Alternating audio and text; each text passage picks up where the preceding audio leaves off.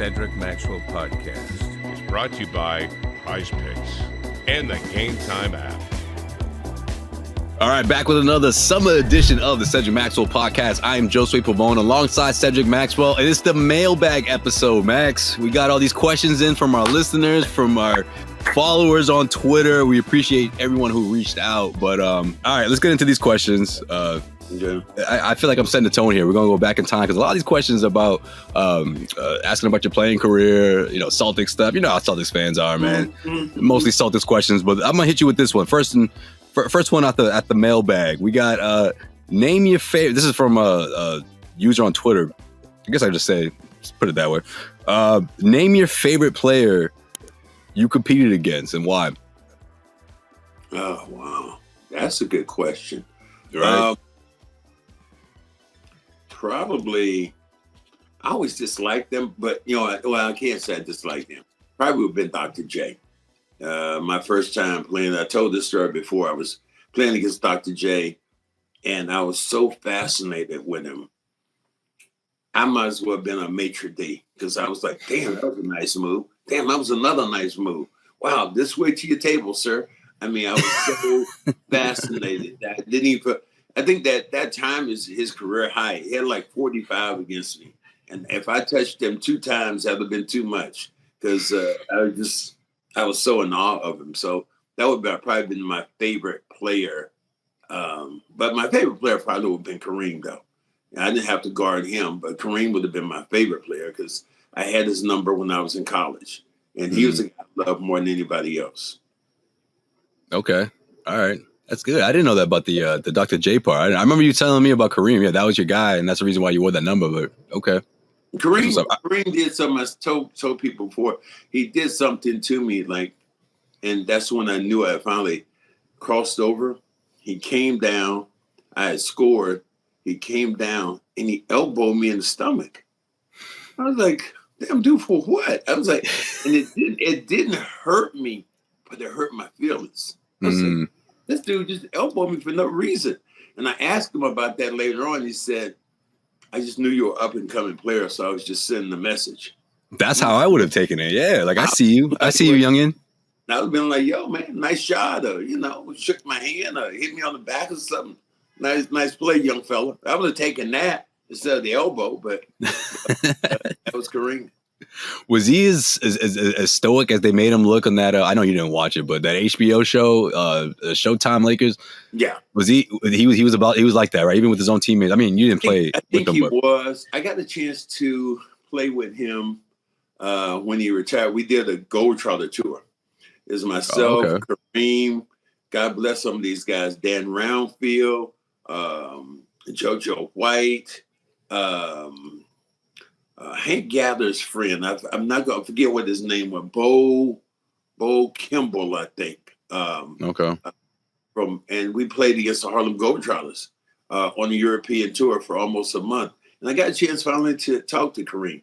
And it was really cool because, he talked to me a little bit. We talked about what he was doing. Now, the thing he did, he left us and he took a trip. We had an off day and he left us. He went to, took a private plane, went to Amsterdam. Now, what do you think he did in Amsterdam? Oof, must have been smoking that good. That loud, as they say. That's good. He was smoking that loud. He came back happy. I know that. He was light on his feet when he got back. So yeah, they're known for those pot shops. You can go into those cafes and you good. You're taken care of. He had a good time. We beat the Globetrotters one time, and that made national news. When the Harlem Globetrotters got beat by some NBA players. Wait a minute. Which you guys went out? You went away from the script? What's going on? We were pros, and these guys. Some of the guys I played were Hall of Famers. That wasn't a guy on the Globetrotters. That was a Hall of Famer. Now we were older players, and they were young, but still were able to beat them. But it was a real good game. We had a good time, and fundamentally we got a chance really to meet those guys and kind of tutor them and. I became friends with some of those guys for a while. They came to a couple of the Celtic games, or I might have went to one of their games one time when they came to Boston. So it was really a cool time. Yeah, it must have been an unforgettable experience for those guys, man, for sure. That's Awesome that you still keep in touch. Oh, they do at least. That's what's up. We're trying to call you while you're doing your podcast. I don't know, man. I'm gonna have to. I mean, I do know, but it's a friend of mine. I'm gonna have to tell him you need to know better. It's weird too because I rarely get phone calls. You know, it's all about texting nowadays. So I'm surprised. You always put your phone like me, put it on silent or put it in another room. Just I know. Podcast. Max, I know you're not telling me about that. Yeah. That happens to you every other episode, man. I try to turn my phone off. That happens often. You. Out of the two of us, you the one that you got. It isn't even in the room with me now. I appreciate that. All right, next question. I like this one because this was a question I feel like maybe I asked you or we kind of talked about it briefly, but I forget exactly. But this one of our listeners who not only responded to this, but hits us up often, just telling us how much they love the show on Twitter, even on Instagram. But his question is, and I just want to preface it with this beginning sentence. So the FX new series Clipped, right, focusing on the former LA Clippers governor, Donald Sterling. Mm-hmm. His question is, what was Donald Sterling like when you were in LA? And if you had any face-to-face interactions with him, what were those like? Let's see. So I got traded in 1985, 86. I met him. We talked briefly. I remember coming in the locker room, really strange because normally governors don't come to the locker room. Yeah, it's pretty weird. That was after we had got through working out and guys were trying to get ready to go home. And he brought a couple of his friends in the locker room. And they were like, yeah, these are my guys right here. And that was just kind of weird because we were all in a, hurry trying to get home, especially in the LA traffic. I didn't get any of the craziness that some of my teammates, some of the other guys got later on with Donald Sterling. But, just to harp on it and look who he was as a person, reading some of the stuff, being in LA, knowing, familiar with some of the nuances of the team, it was just kind of, it was stupid. But I've said this before, in Donald Sterling's defense, the only one who didn't make money with that escapade was a young lady who exposed everything. Yeah. Now everybody says, so how did that happen? Everybody made money. Donald Sterling bought the team for, and maybe it was $28 million or $30 million, whatever. He moved that the NBA did not want him to move from San Diego. He moved to LA. The NBA hated that. They went back and forth. So Donald Sterling, he got punished. His punishment for the verbal statements he said about people of color. Right. Magic Johnson. Had with the young lady, all that stuff that came out, in the news. What was his punishment? They forced him to sell the team. And he made a profit. And he sold it for $2 billion. Yeah. After buying the team for about $39 million. So every NBA franchise, their value immediately went up when that sale went through. Yeah. Now look at some of these teams now they're being sold. Look what Wick is doing with the Boston Celtics. Selling part of the team. He's going to make. They bought the team. The collectively bought the team for about $320 million. Now he might sell part of his share for $2 or $3 billion, and still have ownership in the Indy. Who else made money? All the franchises made money. Yeah, man, Clippers got that new stadium, new arena. Stadium. Who else was involved in it? But the young lady, the wife, ended up making money. She went at the girl. Mm-hmm. The girl lost everything that she had. She had a townhouse downtown in LA. Well, he purchased the condo, right. Yeah, she had two. Mm-hmm. She had 2 cars that she was driving. All she had to do was be quiet. So for her, the opportunity for Donald Sterling was he made money. She didn't make money, and the league made money. Prize Picks is America's #1 daily fantasy sports app with over 5 million active members. Prize Picks is the easiest and most exciting way to play daily fantasy sports. Unlike other apps on Prize Picks, you just go against the numbers. You against the numbers, that's it. You can now win up to 100 times your money on Prize Picks. With as little as 4 correct picks, you can turn $10 into $1,000. That's right, $10 into $1,000. It's that easy. One Caleb Williams passing yard gets you 1 win on Prize Picks every week in September. That's right. Only 1 yard gets you an automatic win every football season in September. 4 weeks of free wins, 4 weeks of free W's. Don't miss the deal on Prize Picks because it's gone when September is gone, when September ends. Prize Picks is the best way to win real money this football season. Which players are going off, which ones aren't. Make your picks in less than 60 seconds and turn your sports opinions into real money all season long with Prize Picks. Patrick Mahomes, what do you think of this one? Patrick Mahomes for more than 4,300 passing yards. And Aaron Rodgers, listen, he has to really step it up. Aaron Rodgers for more than 3,750 passing yards. Yeah, I think both of those can happen. Download the Prize Picks app today and use code CLNS for a first deposit match of up to $100. That's code CLNS on Prize Picks for a deposit match up to $100. Prize Picks, run your game. Yeah, man, it's crazy stuff. I mean, just to see the whole thing, the way they did it on FX, which everyone was talking about, just the focusing on the characters, because they looked nothing like the guys from real life. The only one that was close was Donald, with Paul O'Neill. You remember Al Bundy? Remember, did you watch that show, that comedy? What was it called? With Sofia Vergara? What the heck is it called? Of course, that's how I remember it.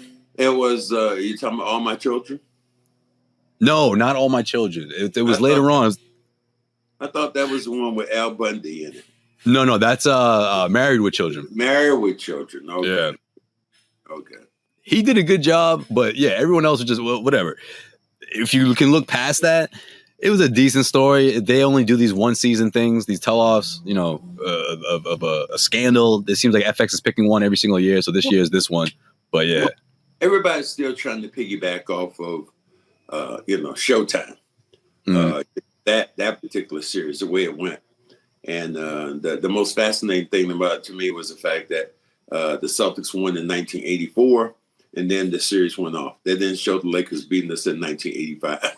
so that was a cool part. And I didn't have to answer questions about being hurt or anything like that.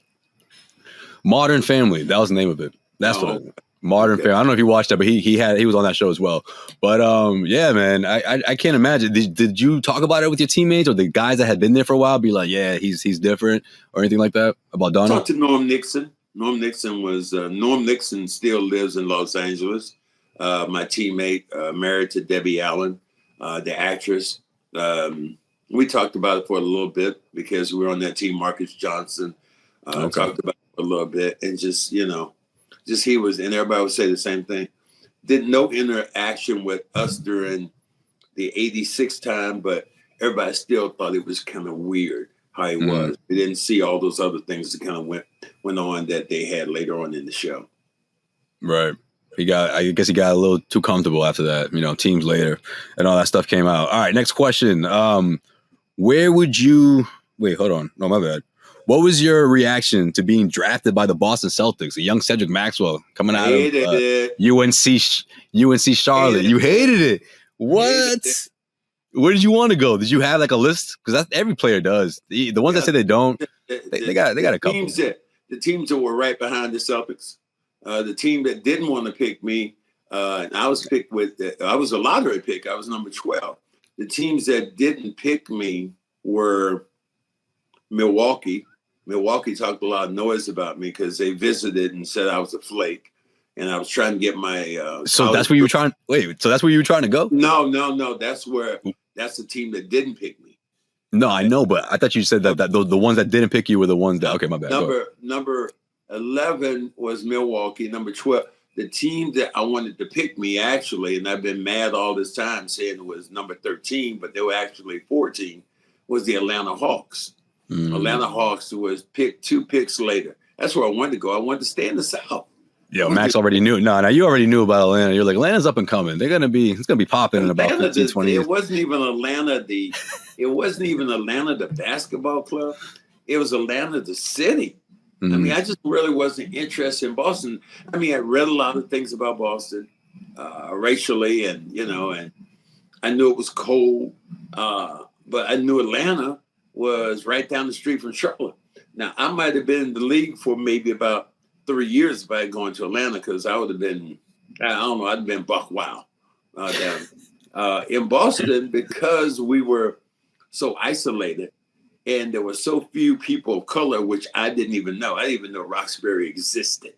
No, man. Don't sleep on it. No, they took me. Don't let that national propaganda fool you, man. There's plenty. No, we practiced up in Burlington. We practiced in Burlington. I wasn't hanging out.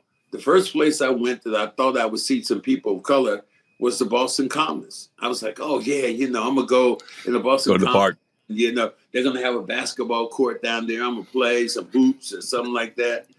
I never made it to the other side of town until later on that I see people of color and say, oh man, there's some black people, Dominican people. There are people. That's where they took us away, Max. They took us away in the boroughs. I call it Roxbury, Jamaica Plain, Hyde Park, Mattapan. Yeah. Never knew that existed for my first year or so in the league, in the NBA. So Atlanta was the team I wanted to go to. So when I got drafted by the Celtics, I was just upset. I did not. And they, at that time, they picked you by a ticker tape. You weren't in a green room. You were in a room where they just all of a sudden, okay, number 13 or number 11 is by Chicago, or number 11 by Milwaukee. They took Ernie Grunfeld. Wait, but are the GMs there, or so they already make their pick? They got a list. They're just announcing it. They were in the GMs were in New York, and none of the players. So they're making those decisions. Those calls in a separate room, miles away. Damn. Miles away. I got picked out. I was in Cincinnati, Ohio. Most everybody else was all over the place. Nobody was like, okay, the commissioner comes on the podium and says the number 1 pick belongs to this team. Who do you take?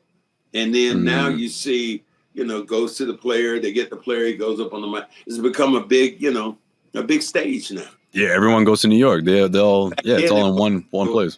Back then it wasn't. All it was remember back then, there were 9 rounds, Josue. Yeah, that's crazy. 9 rounds. Yeah. The year that I got picked, which is crazy, was Caitlyn Jenner was in my draft. Got picked the same year I was drafted. What? Bruce Jenner got drafted. So they picked him hoping that he would play, but obviously he didn't. No, somebody picked him with like 8 or 9, or the 9th round, but it was just for publicity. The first woman at that time, Ann Myers, got picked by a team.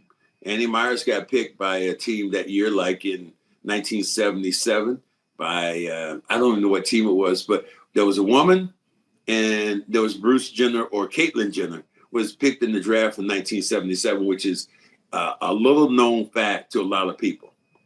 There you go. That's a great, what do you call it? Those trivia question right there. There you go. No one would guess that. Matter of fact, I thought I had, what was I think this year we were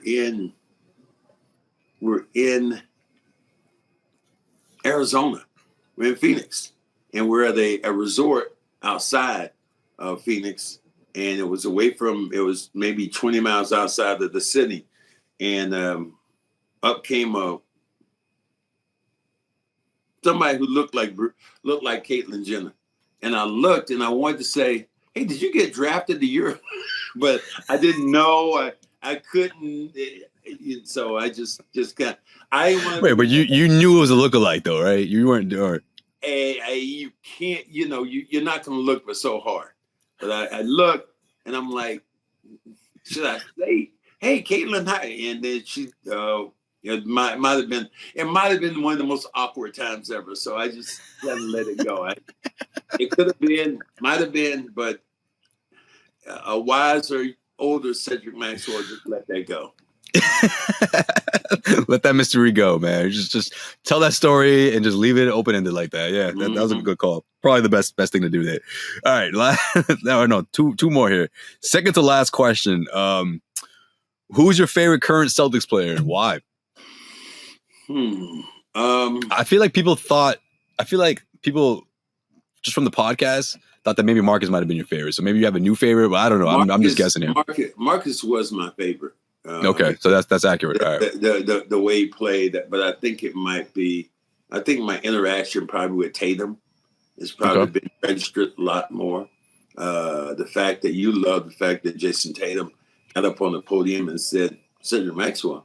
I thought he was just a guy walking around. I didn't know who he was. I thought he was a radio guy. This radio guy walking around. 6'7" radio dude, man. Just a legend. All of a sudden, I'm looking at 30 for 30, and I'm going, "Hey, there's that guy right there. I know that dude. I know that dude. He's at the game all the time." So, and that was when after he saw 30 for 30. I've told this story before. How he walked out on the floor and he was going to warm up, and all of a sudden he started yelling out, "Cornbread, cornbread, cornbread." I was like, "Dude, what's wrong with you?" And saw that 30 for 30. Damn, you were a bad motherfucker back in the day. So I bet you didn't even realize. I bet you're so used to being called cornbread that you didn't even realize that's the first time he's ever called you that. So I think he was trying to give you like a little wink. That's funny. He saw the 30 for 30 with Lakers Celtics, and he identified who I was by what happened. So it's kind of cool. It was kind of cool. You know, it would be cool, man. If we can somehow get another Celtics Lakers finals, man. Just one more time, one more time for a while. You see, you don't even want to see it. You're like, man, let them boys suffer. Let that team, the fans, let them suffer. Let them suffer for a while. Let them die.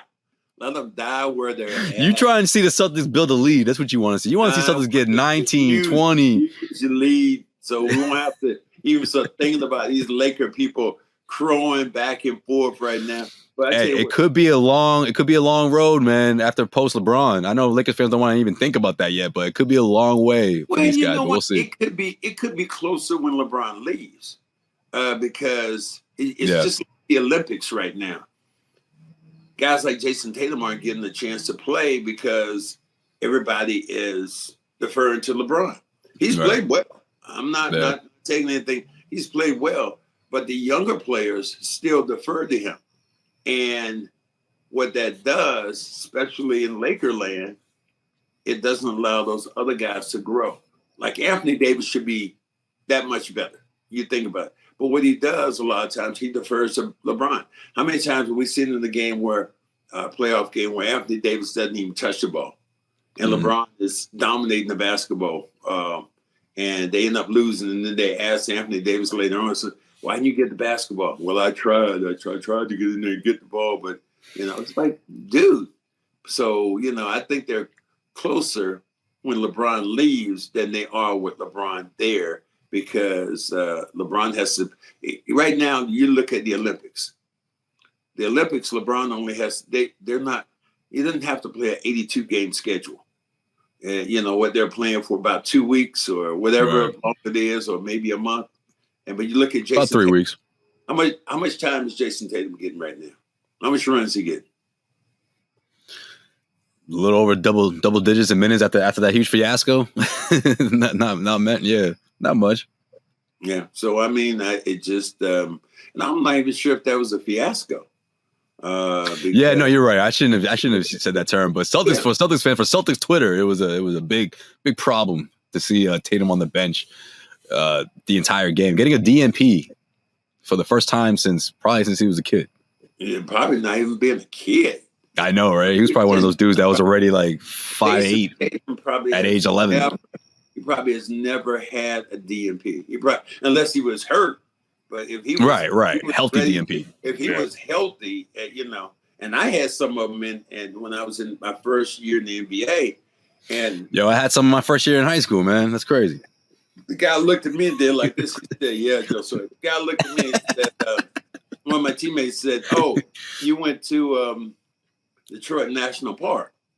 I said, "What are you talking about?" DNP.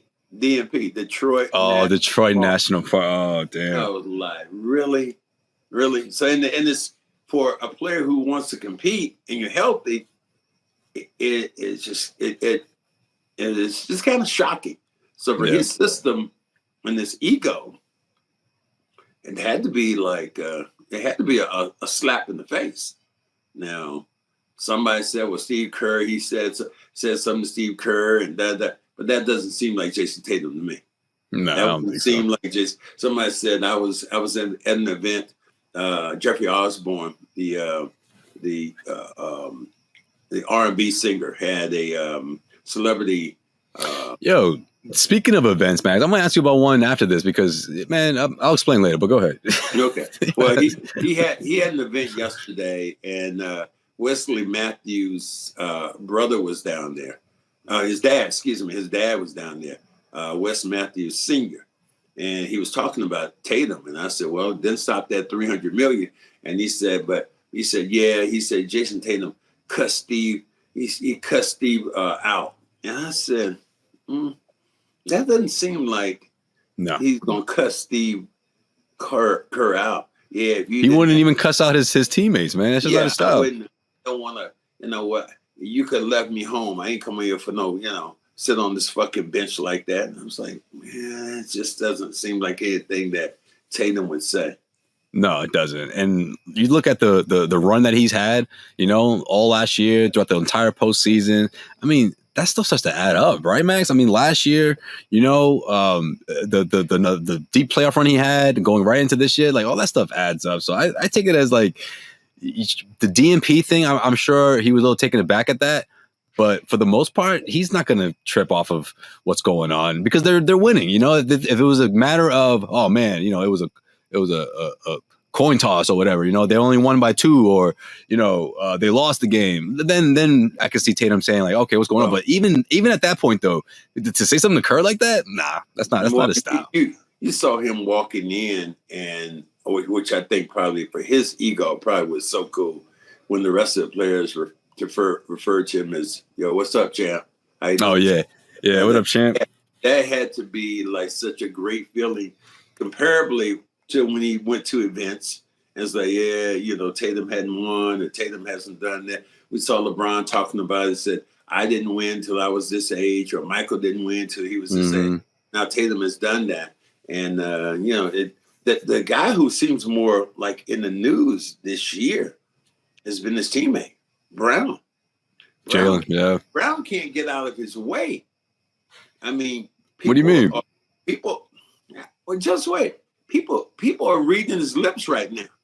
Oh yeah. He's getting that MVP platform. I don't see Bronny being a pro. Read lip readers right now are telling you what the man said. Yeah. And so I mean, and he's been the biggest guy in the news. Considering, beefing with Nike.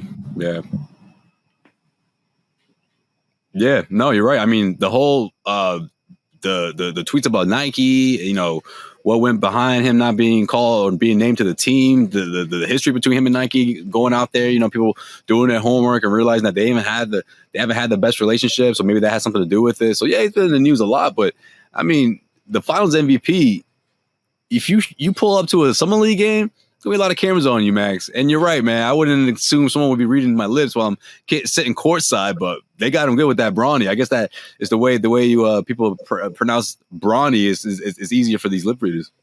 So wait a minute. So Josue, you're the king of having a camera in somebody's face later on. Like, not even. I'm always to go back to that. The king? That's king. A heavy title. That's a heavy title. I got you right here. I got you right here. Here you go, Max.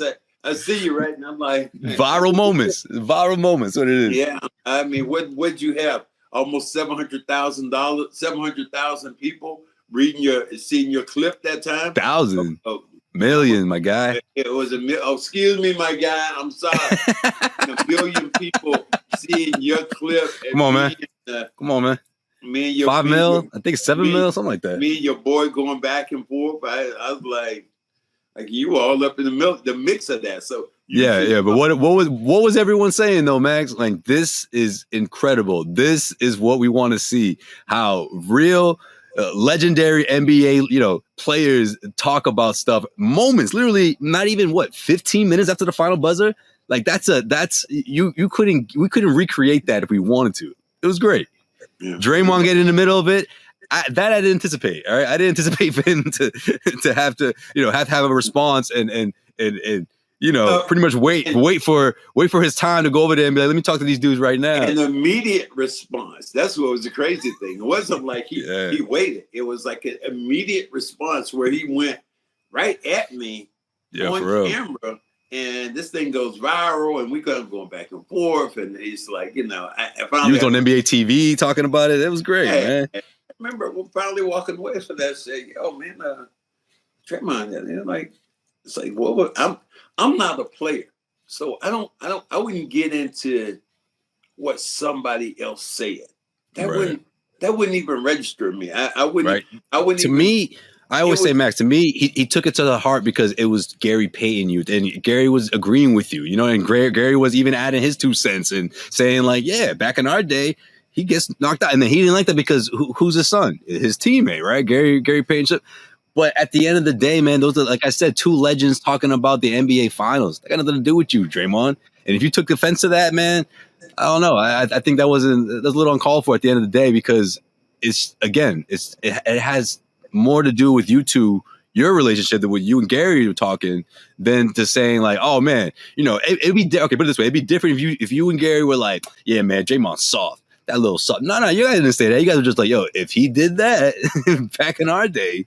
That's all it was. There was nothing about you, calling out his name or calling him outside of his name or questioning his character. It was none of that. But the way it went viral, I feel like it didn't sit well with him, But yeah, you were there, so you would know. And then that's how the new world is, especially you. Hey, man, my first NBA Finals. Yeah. I had to do that. I gotta give the people what they want. I gotta give them that access. Reporter, you know what I mean? That reporter instinct, it just kicked in, man. I can't. That's the best way I can describe it, I guess. There's nothing like live baseball on a hot summer day, and I can't wait for my upcoming trip to Fenway Park this month. And you could be doing the same thing thanks to Game Time. Game Time is an authorized ticket marketplace of Major League Baseball, which makes getting tickets faster and easier. Prices on the Game Time app actually go down the closer it gets to the first pitch, with killer last-minute deals, all-in prices, views from your seat, and their lowest price guaranteed. Game Time takes the guesswork out of buying MLB tickets. With the All-Star game in the rear view, right now, this is the time when things start to heat up going into the playoffs this upcoming fall, and you don't want to miss out on the action. I mean, the Boston Red Sox are one of the hottest teams in the MLB right now, playing their best of the year, and you don't want to miss out. You could also get last-minute tickets, flash deals, zone deals, easy place to buy MLB tickets, and for every other kind of event in your area. This is your place to go to. Save up to 60% off buying last minute for sports, concerts, comedy, theater, you name it. Save even more with exclusive in-app deals on select seats ahead of the game or event. And also, it's the lowest price guarantee, or Game Time will credit you 110% of the difference. Your purchase is covered with the most flexible customer service policy in the ticketing industry. Take the guesswork out of buying MLB tickets with Game Time. Download the Game Time app, create an account, and use the code CLNS for $20 off your first purchase. Terms apply. Again, create an account and redeem the code CLNS for $20 off. Download Game Time today. Last minute tickets, lowest price guaranteed. All right, last question. Where am I here? Oh, yeah, that's right. Your Mount Rushmore of favorite musicians. I feel like we might have talked about this before, or maybe it was your favorite shows. We never have. And this right. I just was talking to somebody about that. Oh, yeah. That's pretty good. Right. Mount Rushmore of favorite musicians. All genres. I only can take 4. But then there's women too, though, right? So it's women and men. Ooh. Yeah, it's hard, man. That's right. All right, I'm gonna go with Aretha Franklin. Okay. I'm gonna go with Stevie Wonder. That's your dude. Wow. See, I'm leaving people out that I absolutely love. You gotta. Well, you know what? I just go like this. You gotta go with Prince, and you gotta go with Michael Jackson. Okay. That's a great list, man. You got a little bit of everything there. That's perfect. If you say you're 4, and I have one of the greatest woman of all time. I have the king of pop. I have, those people that I name. And and how do you go away from Prince? You can't. Leave. And Stevie Wonder has been a genius, and I've idolized him forever. So, you know what's crazy, Max? Real quick, I just thought of it right now. What was it? Apple Music released the 100th greatest albums of all time, and 3 of those people are in the top 5 that you just named. Songs and the Keys of Life with Stevie Wonder, excuse me. I was gonna say Marvin Gaye, my fault. Stevie Wonder, which by the way, I was listening to. I know, I messed up. I was listening to that with my brother this weekend, and I was thinking about how that's one of your favorite albums ever. Thriller was number 2, and I'll get back to that in a second. And then 3 was Prince. I want to say, is it Purple Rain? No, it wasn't Purple Rain. I gotta look up the album. My fault. Probably, I would have said probably Purple Rain was the one. It might have been. I think it might have been Purple Rain. He's had other albums were great, but probably Purple Rain would have been in there. So if I say my artists, those would have been the ones that would have touched me. But you just mentioned Marvin Gaye. Yeah, that's another one. I got to have honorable mentions that that would be like, oh my God, Marvin Gaye, Frankie Beverly and Maze, Charlie Wilson with the Gap Band. Now, for you, it's going to be somebody different. So let me turn around and ask you. So yours will probably be what, E40 is going. You're going to start there. Drake, of course. No, man. Give me your 4 then. So my 4. Age is going to come in and take place here. I might have to take MJ from you though. I might have to take Michael Jackson, man. That's growing up, man. Man. All the hits for sure. Jay-Z for sure, man. One of my favorite artists ever. Love me some Jay-Z. See, here's where it gets tricky, man. I want to put Biggie in here. I want to put Kanye, even though he's like not the best name to throw out right now. But man, there's like 3 albums that some of my favorite music it came from Kanye, man. So it's tough, man. I try to think about it, like breaking it all down. Yeah, man, it's tough. Favorite bands? I got a couple bands too that I like. Yeah, but if I threw in that, if I said, okay, it's hard. I put myself in some of today's music, it would be like Biggie, and it would be like Tupac. Those would have been like guys. I've been like, how do you leave Beyonce out? How can I leave out Jay-Z? I mean, those are legendary people. So I think it's eras, genres, and that's what is really cool that you said you took Michael Jackson out of my era. To me, that's really cool when you think about that crossed over. Yeah, that crossed over that you think about. It's almost like Prince now. You could play a Purple Rain. You could play Purple Rain, and your generation would be like, or if you play something from Thriller, your generation probably would be like, yeah, I remember that. I was with my dad's. We used to sing that together, and so. Man, Joel and I slide around the floor with our socks trying to do Michael Jackson movie, man. Yeah, we had all the hits, man, and Pops put us on too, man. My dad, man, he had every genre you could think of, all that music, especially MJ, in the 80s, huge. Obviously, Thriller came out. I think your dad, I would be thinking him with some Dominican music. You mean Spanish music? Yeah, Dominican, Spanish. I mean, me. There's that too, for sure. Who would he say? But you got to remember though.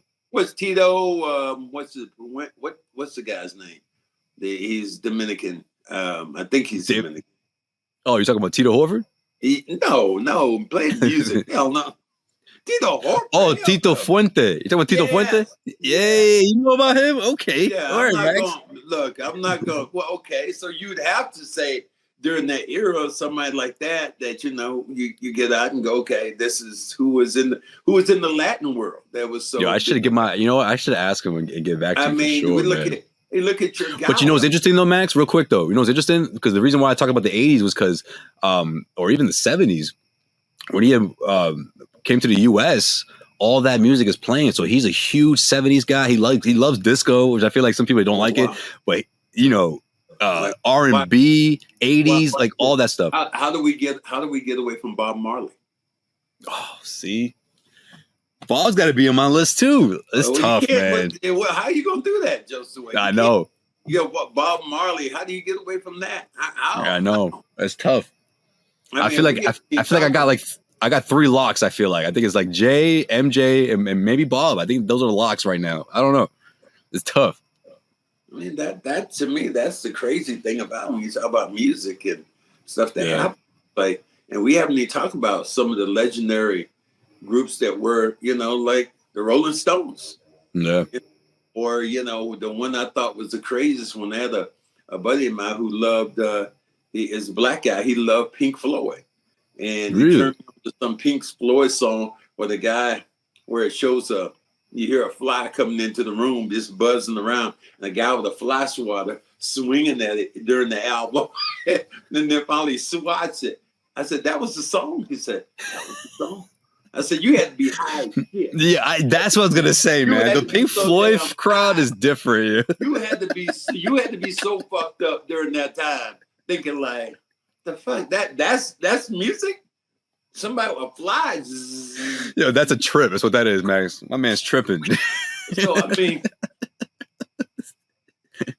mean, just legends of the game that we talk about. Yeah, I mean, for me in the '90s, alternative. Whitney Houston. Whitney Houston was she was bad. God bless her soul. Yeah. And I thought, for me, with you, I thought it would be New Edition. No, I kind of missed that one, man. What? Yeah, I kind of missed it, man. Yo, when they were popping, I was either not born yet or like one. Like, yeah, like. When I was like, when they made their comeback, like in the mid '90s, that's when I was like, oh, these dudes are from Boston. Like, I didn't know like who they were, and then I would recognize some songs like "Slow It Down," stuff like that. But I didn't say, oh, that's New Edition from Boston. Like, I didn't make the connection, man. I was super young. Yeah, I thought wasn't D Brown during your time? Nah, man, D Brown shit. D Brown was B Brown. The early night. B Brown. B Brown. Oh, Bobby Brown. Nah. See, Bobby Brown. You know what? I remember hearing more about Bobby, like when he was solo, and then it took me years to put it together. Like, oh, he's that kid from that little kid band or whatever, New Edition. Then when I got older, I found out they were from Boston. I had no idea. Yo, Max, they were Mecco kids. Like, yes. I found all that stuff out years, a decade and a half later or whatever, watching documentaries. How about the Wahlbergs? The Wahlbergs. Oh man, nah, I didn't even know those dudes rapped. New kids on the block. Max, one day I was watching MTV, watching videos back in the day, which I used to love to do, and that shit popped on, and I was like, "Is that Mark Wahlberg?" Like, yo, I was sick. The funky what? Yo, the good. That's them. Dog, I thought that Good Vibration was some one-hit wonder, yo. I was like, what? Oh, shit. I was like, yo. And then, of course, my brother, classic, like, yo, you didn't know that? You idiot. Like, come on, man. Yeah, so God. I had no idea. I mean, I'm not young enough that, I didn't know that Ice Cube was in a group called NWA, but I'm somewhere in between, I guess. Like, there's people out there that only know that know Ice Cube from the family movies and whatnot. They didn't even know he had a whole rap career and was controversial. Just the audacity for them to have NWA, just niggas with an attitude. Yo, what was that like when that came out? You must have been like, what? You must have been like, this rap thing has gone too far, damn it. It was I was already in my, I don't know, I don't think I was in my late 40s by the time that came. But you thought it was a phase, though. Be honest. Oh, I did. When Rappers Delight came out, I thought that was a phase. And to see it, it's went from that to to MC Hammer, to people laughing at MC Hammer, See, I felt like that stuff helped the culture because the real rappers or whatever, the ones that were really doing it and trying to make nice albums were like, I think that motivated them, you know? It took a while, but they blew up. I mean, Kendrick Lamar, people like that Oh, today, and you know, Drake, people like that. I would love to know from a young person the perspective of, you know, their Mount Rushmore. Yeah. That would be so cool to get a young person of color to see, because I think they would all kind of go with Jay-Z. I think he's the master right now. But Jay-Z looks at other people, and DMX, he says he had to follow DMX. He said that was the scariest time ever for him. He talked about DMX was doing something, and I think this was right. Max, there were people in the crowd crying, but yeah, go ahead. Like he was intense. I heard. He was. The DMX comes out the growl, and he said people were backstage going crazy, and then he comes out at the end of his he said people were crying, and then blood come. He said that would, and he said, okay, all right, Jay-Z, you on now. He said that shit was the scariest. He said women were crying and people were hollering. He said that was so scary to me. If we ever talked about Jay-Z, I would love him to tell that story. That it just was the coolest, most surreal story. I mean, I can only, for me, I only compare that to watching guys I played with, playing with the Magic Johnsons of the world, the Larry Birds, the Kareems, people like that. Those were just legendary stars. And for me to be on the big stage with them, that to me, that was crazy. That was, I look at my career and going, son, you did well. You were among, you weren't the great one, but you were among the great, and you had moments of greatness with the great one. And that to me, that is, if there's a legacy in my life, I think that's going to be the thing that I look at. Even when it's so funny, sometimes it gets confused because a lot of people say, man, I saw you. I was there in 1986. You had the greatest team ever. I saw you playing during that time. I'm like, dude, I got traded. I didn't play here in 1986. You know, you didn't? I said, no. I said, some people still connect you with that team. Yeah, they say, well, they connect me with the team because I was traded for Bill Walton. So that's the only connection that you really have about, you know, me not being there. But man, that's crazy. But that thing with the Wahlbergs, that is so. I would have thought that. For real. Yeah, I would have thought that would have been like in your wheelhouse. I know. New Edition, I would have definitely saw with Josue New Edition. So you know that was you know Boston's Own or New Kids on the Block or you know. I remember having a similar conversation with Kyle Draper, and he was talking about, oh, you know, what about what is it, Big Bruce and the Bulldogs, something like that. I'm like, he goes, yo, they're from Boston. And I'm like, yo, you gotta understand, man. Like, I like just missed that. Like, you know, like it was kind of a nice run for some of these Boston guys, you know, in hip hop, but I was a baby, you know. So yeah, it's funny. I'm confused by that. I don't know, Big who? Yeah, exactly. Big. Hold on, something in the Bulldogs. And the Bulldogs? Yeah, I ain't never heard that before. That doesn't cross my wheelhouse right there. Somebody. Yeah, I feel like it was like maybe there's I want to say it's a duo, and they had like a couple songs, maybe one album. So it was like they came and went, and then after them came New Edition, then came or New Kids on the Block first or whatever, whichever order it was in, but. Yeah, man, I get that all the time. I mean, Joel will remember. Joel remember more than that. Well, you think about rap, and we talk about that. How do you get away from Run DMC? Was that probably the greatest exposure when they had the song with he was Aerosmith? Aerosmith. Another Boston band, by the way. Yeah, and that's a Boston. Jay Giles band. They lived not far from me when I lived over in Brookline. Is that right? Yeah, so I mean, there was just, but we didn't interact. That's the crazy thing. We didn't interact with anybody back in the day. I was just going to ask you, have you ever crossed paths with one of these like celebrities or musicians? No Patriot players ever came to our game. Nobody I knew ever went down Gillette Stadium. No Bruins players ever came to our game. No Red Sox players ever came to our game, nor had we ever gone to their games. the interaction now between the players, to me, is so cool, because we didn't really like the Bruins, because the Bruins were owned by their owner of their team. You know, we share the garden with them, and the Bruins had privileges we didn't have. Yeah, we couldn't park in the building. We couldn't park in the garden. Wow. The Bruins players could drive up the ramp and park in the old garden. The Celtic players, we couldn't. We had to park outside in the elements. With all them championships y'all winning? With all the championships, we had to park in the elements. But the Bruins and the Celtics definitely did not get along during the 80s. That wasn't cool at all. That's interesting. I never heard that before. Mm-hmm. Yeah, I feel like it's similar with the fan bases, man. If I hate to say it, you know, I bet there's maybe a few Bruins fans watching or whatever, but like they don't cross paths, man. Like growing up, like but you have and one fan base wanted their team to win before the other one. You know, it was like this weird thing. Whereas Celtics fans were like, "Hey, Bruins win, good for them." It's not a competition here. The thing that I think is really different now is the fact that you will have a lot of Bruins players at the game. Yeah. They will come to the game. They'll be That's true. You have Red Sox players, your guy. Let me make sure I said the way it's supposed to be said. David Ortiz. That's right. Alias Big Papi, which that's a legend right there. That's a Boston goat.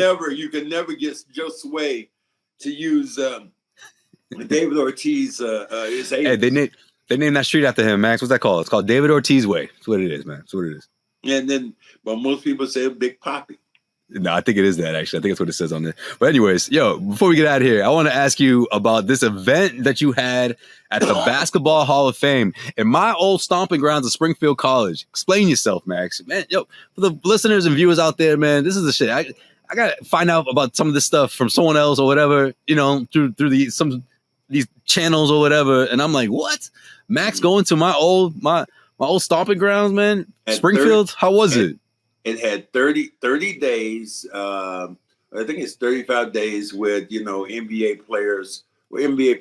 Some famous NBA players are going to be at the Springfield at the Hall. Was Kyle there? Does Kyle still do it? No, and just able to speak. So I took they said you could take any day in July. So I took the 31st and went there and just kind of hung out and spoke and really had a good time in Springfield. And I'm going back out to Amherst. I have a couple of speaking engagements at Amherst at UMass within the next month or so. And I was at back there in Springfield again at the Westfield Fireflies, I think, game. Okay. Myself and your guy Brian Scalabrine. I went 2 days later. So I've been in Western Mass, man, and talked a lot about the Celtics, and and it was really cool. They gave us these jerseys, were inspired Celtic jerseys we had on. So it was a good time while we're out there. So yeah, that's what happened. I was in Springfield and just kind of hung out a little bit. I gotta check out that new Celtics exhibit, man. What is it called? The Vault? The Vault. The Vault, man. I gotta check that out. I remember they had people talking to us about it. Vault has a bunch of great stuff. Matter of fact, it has the authentic rings. It has, I think, eight or nine championship rings that are in there. And these were from players who have loaned it. They have Cedric Maxwell has a big thing in there. The finals MVP trophy, which I sold to a collector. And the collector loaned it to the hall. And it's in the hall right now. So if I want to check that out. Yeah, so if I want to go get me, you, and your brother Joel, and we go down there with guns, I can pull an OJ and yo. Oh, you trying to set us up, man? Come on, man. Let me get my shit right now, man. Y'all got my fill up in there. Give it to me. All you got to do if we get him holed up for a little bit, that's kidnapping. That's all it takes, Cedric. That's how they got him. So yeah, so that was it. So Springfield's a good place, and you can go there. A lot of excitement. And I said something. I'll say it here on our station. I gotta check it out. I said no offense at all to the people in Springfield, but my jersey is retired at the Boston Garden with the Boston Celtics. That to me is just as big as a Hall of Fame because of the number of championships that this team, this organization was able to win. And for the Celtics to win one more and be one ahead of the Lakers now, boy, it's gonna be all easy. You want to get me this year, Josue? Catch me at the Laker game. Catch me talking to Michael Thompson. Please make sure you have your camera there when I'm talking to Michael Thompson, because there's gonna be some shit talking and flying, and they better not give me no championship ring. If there one day I'll be wearing it. Oh, you know you get one. Oh my God. You know you get one, and you know the victory lap is gonna be epic. You know, the victory lap is gonna be. You've been waiting for this for a while, man. The victory lap. 14 years or so, 2010. You know, for to go at those guys, because they have been talking. As a matter of fact, I talked to Clay, and he said I haven't to mention that Clay Thompson. I said, yeah, your dad's always talking a bunch of noise. And he said, yeah. And he looked at me and he said, yeah, that's all you guys did. Y'all talked a lot of shit with each other. He's been seeing since he was like that, but I'm good though. But so it's really funny when I think about that's all y'all do. Now, father, the son, and now to see that's going to be a big move this year. Just some of the people who moved around, and to see the thing. I can't wait to see when Klay Thompson goes back to Golden State. The ovation he's going to have, the outpouring of love, and we remember seeing that with Paul Pierce when Paul Pierce first came back to the Garden. Oh man, I was in the crowd as a fan, man. That was it. A young lady who was just screaming and crying. And ended up bringing her to meet Paul Pierce later on. And she had her jerseys. They put on the big screen. He was just like in tears, man. So, that's how much she loved Paul. And so, for Klay to go back and the Klay to win, Paul wins one championship and he defined part of this franchise. I do understand that. But Klay has to be a linchpin to what those guys did to win as many championships as he did.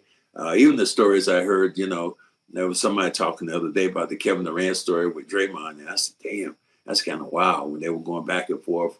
He was Draymond and Kevin Durant, and why Kevin Durant ultimately left that team and probably submarined a team that was, as a lot of people say, they had the cheat code with the players they had on that team. That was that team mentally, physically, shooting. When you had Kevin Garnett with that team, not Kevin Garnett, excuse me, Kevin Durant, that team, that was surreal. Yeah, man. He said that was pretty much the beginning of the end, man, when that thing happened on the court the way it did. And, he had never seen, I guess, that side of Draymond up until that point, I want to say. He spoke about it briefly in a recent interview, but yeah man. Saying that was my boy. Is that my boy? Go to him. Oh, you saw it, right? Anything about him and all this different stuff. But he said they didn't address it. And that's the thin line. You talk about players, their egos or how they feel, which is crazy because he let that one moment, because they didn't discuss that moment. They didn't bring everybody together and say, let's air this thing out. See, but that's the thing, Mac. That stuff is important. And I feel like because he was, I don't know, I don't want to call him like an outsider, but it was just like, let's not ruin the season. Let's just keep it going. But it's like, no, man, some stuff has to be said. You know what I mean? There has to be a conversation. I feel like they didn't want to make it a thing because they didn't be like, oh, whose team is this? We got to make this a thing because Durant is upset about it. It's like, no, that's not the point, man. You guys are a team, whether it's Durant or whether it's the seventh dude coming off the bench. Like, if someone feels some type of way, like, that's got to be discussed. So, but at the same time, I can understand Durant saying, well, no one wants to rock the boat. Everyone wants to just forget about it. And obviously, it was something that made a humongous impact, Yeah, it happened. So, yeah, that stuff happens for sure. But yeah, man, this is great. Great questions, everyone. Thank you for reaching out. Appreciate it. Of course, if you have, maybe do another one at some point, but we're always open to questions or whatever you want to know. Hit us up on Twitter, comments, all that stuff. Appreciate all the support. Of course, the likes, the retweets. Man, it's been a fun summer, Max, man. Relaxing summer. And of course, you got nothing but great content coming your way. But that's going to do it for this episode, this mailbag edition of the Cedric Maxwell podcast. He is Cedric Maxwell. I am Josue Pavon. We'll see you guys next week.